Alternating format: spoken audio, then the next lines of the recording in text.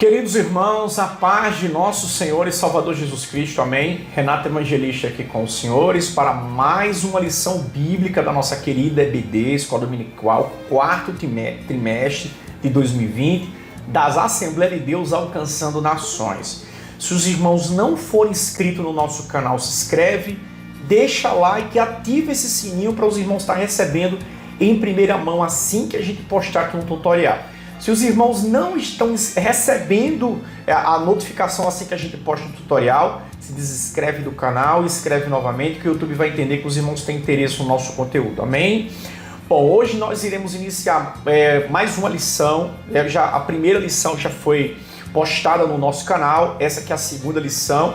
Quem era Jó? Esse é o tema dessa próxima lição bíblica. Eu vou deixar na lateral, os irmãos vão estar podendo acompanhar em primeira mão, assim conosco. Amém? Essa lição, domingo passado, certo? Nós fizemos, né, das Assembleias de Deus Alcançando Nações, as duas lições, a lição de número 1 e a lição de número 2. A lição de número 1 que fala sobre o livro de Jó. Essa lição inteira fala do livro de Jó. Irmãos, e essa lição de número 2, agora, quem era Jó? Amém? Vamos acompanhar, os irmãos vão estar acompanhando na tela aí, na lateral, e na medida que eu vou lendo aqui com os irmãos vão acompanhando em primeira mão. Vamos começar com o texto áureo. O texto áureo se encontra em Jó, capítulo 1, verso 1, que diz assim o texto: Havia um homem na terra de Uz, cujo nome era Jó, e esse era homem sincero, reto, temente a Deus e que se desviava do mal. 4 qualidades aqui que a gente vê em Jó. Verdade prática: quem zela por um caráter irrepreensível obtém testemunho acerca da sua integridade. O texto áureo dessa lição está no próprio livro de Jó, o capítulo 1, que vai do 1 ao 5. Vamos começar com o verso 1, que diz assim: Havia um homem na terra de Uz, cujo nome era Jó, e esse era homem sincero, reto, temente a Deus e se desviava do mal. Verso 2: E nasceram-lhe 7 filhos e 3 filhas. Verso 3: E era o seu gado 7.000 ovelhas e 3.000 camelos, 500 juntas de boi e 500 jumentas. Era também muitíssima gente ao seu serviço, de maneira que esse era maior do que todos os do Oriente. Verso 4: E iam seus filhos e faziam banquetes em sua casa, de cada um no seu dia. E enviavam e convidavam as suas 3 irmãs a comerem e beberem com eles. Verso 5: E sucedia, pois, que, tendo decorrido o turno dos dias dos seus banquetes, enviava Jó e os santificava e os levava de madrugada e oferecia holocausto segundo o número de todos eles. Porque dizia Jó: porventura pecaram meus filhos e blasfemaram de Deus no seu coração.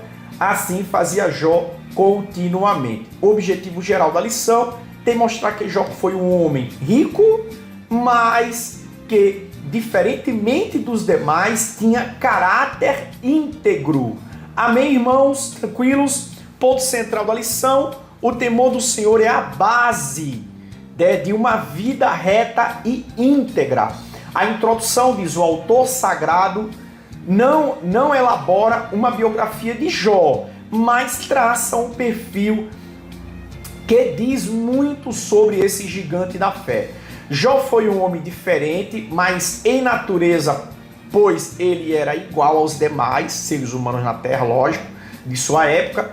Todavia foi sem dúvida distinto na espiritualidade. Ele foi um homem que não apenas possuía bens materiais e uma família sólida, mas mantinha profunda comunhão com Deus. Assim, nessa lição destacaremos alguns traços da vida espiritualidade de Jó. Amém? Ponto 1 diz: o homem de caráter irretocável. Olha os pontos de Jó. Jó era íntegro quer dizer sincero, tá? Numa tradução, é um caráter que define uma pessoa de verdade, você ser uma pessoa sincera. Ele é visto a partir dos valores que governam a sua vida interior, né? O mau caráter define uma pessoa que não merece confiança, que é desonesta e que, portanto, não possui valores nobres. Jó não era um homem sem pecado, ele não era, mas tinha um caráter irretocável. Nesse sentido, os primeiros versículos do livro possuem vários adjetivos que ele escreve o seu caráter. No primeiro, o autor apresenta como um homem íntegro. A palavra íntegro traduz no hebraico tam, possui o sentido de inocente, sem culpa. No grego, segundo a Septuaginta, a palavra alitinos remete ao que é verdadeiro. Então Jó, ele era um homem íntegro, ele era um homem sincero. Vale mais para Deus a sua sinceridade do que a sua mentira. Tem pessoas que acham, queridos irmãos, que Deus não está vendo, não vê nada e chega perante Deus com uma farsa, com uma mentira. Deus ama e gosta da sinceridade. Ele quer obediência ao invés de sacrifício. Seja sincero, é que essas qualidades de Jó, ela se introduza na minha alma e na sua alma, e que possamos a partir de hoje sermos pessoas mais íntegras, pessoas mais sinceras diante de Deus. Jó também tinha uma outra qualidade, ele era reto, ele também era um homem reto, né? Em hebraico, assá tem um sentido de alguém justo e direito, né? Na Septuaginta, de acordo com o grego, amentos, possui o sentido de irrepreensível. Portanto, o homem de Uz era justo, reto, direito e se comportava de maneira irrepreensível. Ou seja, Jó era um homem que ele não aceitava subornos, tá? Ele era um homem reto, ele era um homem que ele prezava pelo princípio da lei do retorno. Ele Jó tinha no seu entendimento que aquilo que ele plantasse, certamente ele colheria, irmãos. Então, muito cuidado, você que está do outro lado, com a lei do retorno, que certamente as suas ações ditarão o que você será no futuro. Queridos irmãos, não importa, olha para mim, para o que eu vou falar aqui agora, não importa o que já passou na sua vida. O que é mais importante para Deus é que atitude você vai tomar daqui para frente, porque a sua ação agora, nesse presente, vai refletir o que os irmãos serão no futuro. Amém? Então, retidão é um princípio, é um adjetivo e um princípio básico da vida cristã. E Jó, naquela época, ele já pregava pra gente com a própria vida esse princípio da retidão. Terceiro ponto, Jó era um homem temente a Deus e se desviava do mal.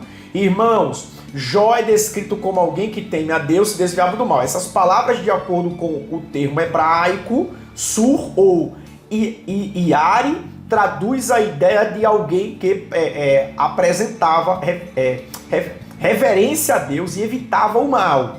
Já na Septuaginta, o termo em grego teosebes, né, apecho, traz um sentido de alguém devotado ao culto e à adoração a Deus e que, por isso, mantinha-se o mal sempre distante. As Escrituras mostram que muitos antes de Salomão, Jó praticava o que o homem mais sábio do mundo posteriormente ensinava: teme a Deus e aparta-se do mal. A síntese do tópico 1, Jó era um homem íntegro, reto, temente a Deus, se desviava do mal. Irmãos, essa questão de se desviar do mal é como está lá em Salmo 1, bem-aventurado é aquele que não anda na roda dos escarnecedores. Agora preste muita atenção no que eu vou falar. Jesus, ele sempre estava no meio de publicanos, no meio de pecadores. Mas tem uma grande diferença. Apesar de que Jesus foi apelidado pelos religiosos da época como comilão e beberrão e homem que só vivia no meio de pecadores. Mas preste muita atenção da diferença. Jesus, quando ele chegava numa festa, ele era o centro das atenções. Ele chegava como uma luz em meio às trevas. Então, sempre que Jesus chegava na festa, a festa se voltava para Jesus. E o que eu quero dizer com isso? O cristão, irmãos, aonde quer que ele passe, ele tem que ser a luz daquele ambiente, o centro das atenções. Não é que você vai colocar, desculpa que a expressão, que tem irmãos que confundem. Ah, Renato, eu vou colocar uma melancia na minha cabeça para aparecer. Não é bem assim. Quem tem que aparecer é a luz de Cristo na sua vida. e não você como pessoa em determinada situação. Não é pecado você ser convidado para um aniversário, muitas vezes de um parente seu ou de um amigo, e você ir para esse aniversário ou para essa festa. Não é pecado, mas o cristão, ele tem sim que ter o seu comportamento, né, em retidão e integridade, e tem sim que se desviar do mal em determinado momento, e principalmente nos atuais dias, que nós nunca vivemos dias tão sombrios como vivemos nos dias atuais, dias carnais, né? Dias de muitas festas, de muitas orgias, e a gente sim tem que tomar cuidado, tá? Ponto 2, o homem sábio e próspero. Olha, ele era um conselheiro sábio. Gente, a região inteira procurava Jó pela sua sabedoria. Além de Jó ser um homem sábio, ele também era um homem próspero. E, gente, ter riqueza é uma coisa, ser próspero é uma outra coisa diferente. Vocês sabiam disso? Eu vou lhe dizer, muitas vezes você é rico porque você herdou uma riqueza dos seus pais, sei lá, o cara fez alguma aposta, alguma coisa e ganhou um dinheiro inesperado, e muitas vezes o cara ele é rico, mas ele não tem prosperidade. Ser rico não quer dizer que você é próspero. Ser próspero, gente, são pessoas que, se você tirar a riqueza dele, material, ele novamente prospera. Pode demorar um tempo, mas ele torna a prosperar, como foi também o caso de Jó, tá? Então, prosperidade está relacionada a todas as áreas da sua vida. A vida material, a vida espiritual e a vida emocional, e como a vida também emotiva. Então está relacionada a todas as áreas da sua vida.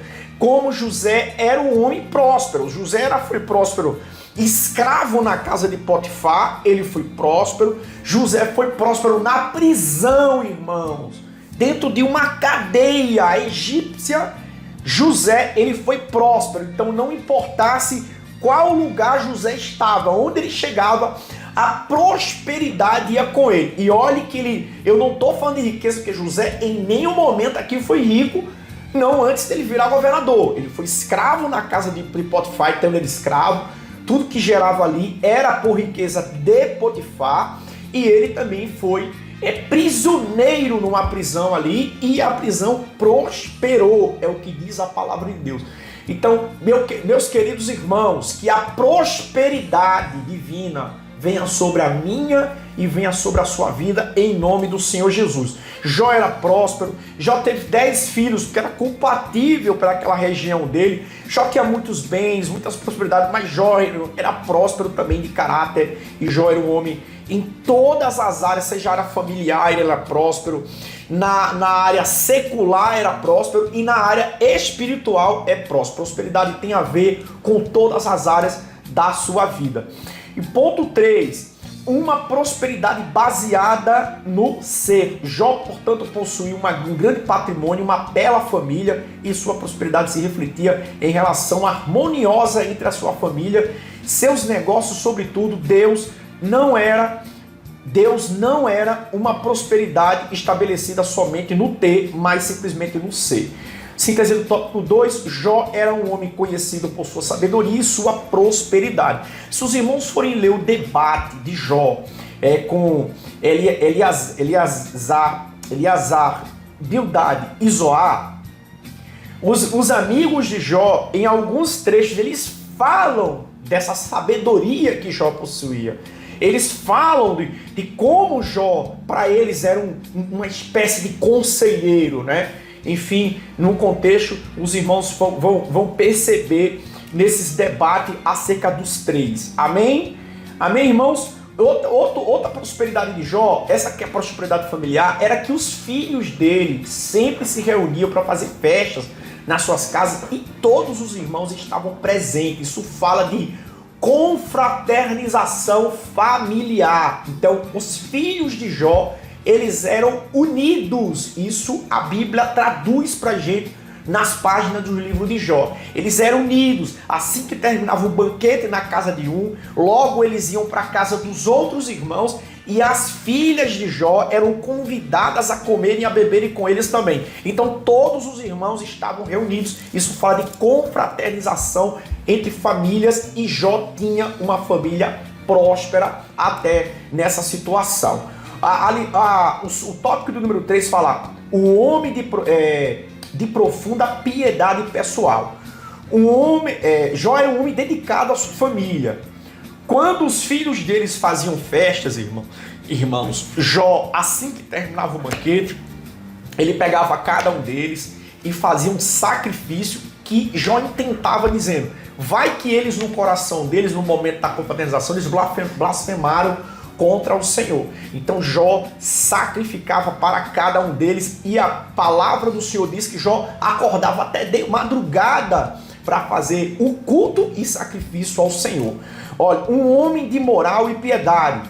Jó foi um homem que possuía uma forte moralidade e uma sólida espiritualidade. Além do seu caráter irretocável, o texto deixa claro que ele tinha uma vida piedosa. Jó era um homem piedoso. Você vê nos discursos de Jó que ele mesmo fala que ele ajudava a viúva, ele ajudava órfão. Ele mesmo fala: se alguma vez eu pisei uma viúva, eu pisei um órfão, eu quero que o Senhor me castigue de forma bem pesada, me leve e me destrua. Então Jó, biblicamente falando, ele era um cara piedoso, ele era um homem misericordioso. Essa piedade está presente não apenas nos primeiros capítulos, mas em todo o livro de Jó. Os irmãos verão nos seus discursos. Amém? Essa piedade era causa da dedicação de Jó à sua família. Ele era um homem muito dedicado à família. Um homem de vida consagrada. Jó era um homem consagrado constantemente. Ele consagrava não só ele como seus filhos. Ele era sacerdote da sua própria vida e dos seus filhos. Jó foi um homem, numa linguagem de hoje a gente pode usar, sensacional, um homem perfeito, um homem de Deus, um exemplo a ser seguido. Portanto, à luz da vida de Jó, somos instalados a viver uma vida consagrada de Deus e dos homens. Síntese do tópico 3, Jó tinha uma vida dedicada à família e devotada a Deus por meio de uma vida consagrada. Irmãos, a conclusão diz assim: destacaremos 3 aspectos importantes acerca de Jó: caráter, prosperidade e piedade. Se compreendermos devidamente a vida desse gigante na fé no Antigo Testamento, a partir dessa matriz, é possível alguém ser rico? Olha a pergunta, tá? Mas não possuir caráter algum? Dessa forma, é possível que alguém possua valores morais sem, contudo, esboçar piedade alguma. Isso também é possível. Todavia, ninguém terá um caráter irretocável, não apenas fragmentos éticos, morais, prosperidades, não apenas posses e piedade, não apenas religiosidade, e sim conhecer a Deus na intimidade. Jó era assim, íntegro, reto, temente a Deus e se desviar do mal. Eu vou voltar aqui para a gente fazer essa pergunta. É possível alguém ser rico, mas não possuir caráter algum? É possível alguém levar uma vida religiosa e é uma pessoa que não conhece nem sequer a intimidade de Deus? Sim ou não, irmãos? Essa pergunta que eu deixo para os irmãos e fica a pergunta no ar. Queridos, ser rico não quer dizer que você vai para o inferno, tá? Ele é rico, tem posses, e aí ele tem que ir para o inferno. Tem muita gente que não tem nada. Eu estou falando aqui numa linguagem para a nossa sociedade. Tem nada, às vezes nem tem nenhuma casa para morar e é miserável de caráter. Você ter posses materiais é diferente de você ter caráter.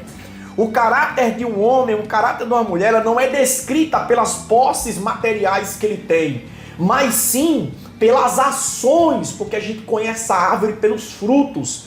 Tem muita gente que não tem absolutamente nada material e é miserável, é ruim, é casca grossa, gente ruim. Tem gente que é assim. Tem gente que é muito religioso, critica todo mundo, mas não tem um pingo de intimidade com Deus. Não é uma pessoa que constantemente jejua, não é uma pessoa que constantemente ora, não é uma pessoa que se apieda, como diz a palavra, cuida dos órfãos, cuida das viúvas, cuida daquele que está necessitado. Irmãos, nós não seremos julgados naquele dia pela nossa religiosidade, mas pelas nossas ações, Jesus disse naquele dia: vinde benditos meu Pai, os que estão à direita, porque eu tive fome e me deste de comer, tive sede e me deste de beber, tive nu e me vestiste, tive preso e me visitaste, fui forasteiro e me abrigaste. Jesus, aí quando os da direita dissessem: mestre, a quem fizemos isso? Quando foi que fizemos a ti? Jesus disse: quando um pequenino meu desse tu fizesse, foi a mim que tu fizesse e não a eles. Então, irmãos, as nossas ações o nosso caráter está baseado nas nossas ações. Amém? E que possamos aprender aqui com Jó a sermos pessoas íntegras, a sermos pessoas retas, a sermos pessoas irrepreensíveis, pessoas que se desviam do mal, pessoas que se dedicam o seu culto ao Senhor. Irmãos, prosperidade é bênção na vida do povo de Deus. Se Deus te der posses materiais, que essas posses possam servir para que você sirva ao reino de Deus. Não coloque na cabeça de vocês que ser próspero, ter riqueza é algo ruim, porque o teu Deus, ele é um Deus rico. Em Ageu 2:8 diz que dele é a prata e dele é o ouro, irmãos. Vocês não estão caminhando para ruas de barro, casas de madeira, mas em Apocalipse diz que a Nova Jerusalém, as ruas são de ouro e de cristal. Os muros são de ouro. Você está indo para um ambiente rico, porque o teu Deus é rico.